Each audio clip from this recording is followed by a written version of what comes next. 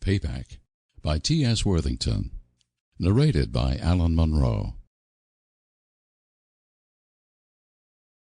Chapter 1. The Cycle Begins.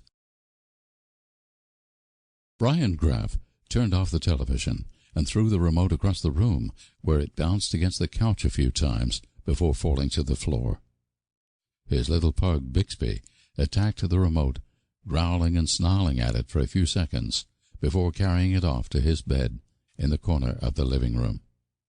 Brian watched this with amusement, but he didn't feel like ripping the remote from the dog's clutches just yet this morning.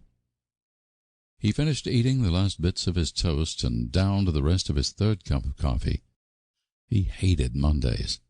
The damned day always left him with a huge hole in the pit of his stomach that would not really be filled until at least Wednesday. He wondered if everyone felt this way as he got up from the chair and tried to ignore the pain in his knees and back. He was getting too old to spend the day chasing dirtbags. Brian grabbed his sports jacket and his badge off the kitchen table and went upstairs to quickly say goodbye to his wife, who was still fast asleep. She hated Mondays as well, but lucky for her, she was a stay-at-home mom, part of a dying breed, he knew, who could afford to catch up on some beauty rest before starting her day, which would consist of keeping the house spotless, his clothes clean and pressed, and the fridge fully stocked.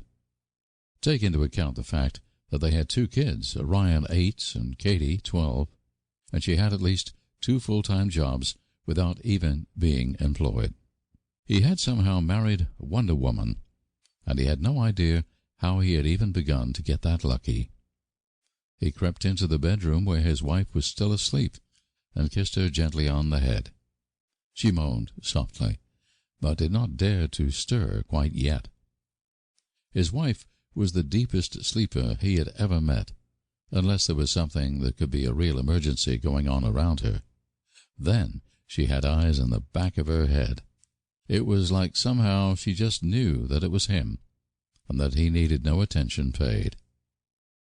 He was quite all right with that, just like he had been quite all right with making his own breakfast for once, and getting himself out the door on a blistering hot Arizona Monday.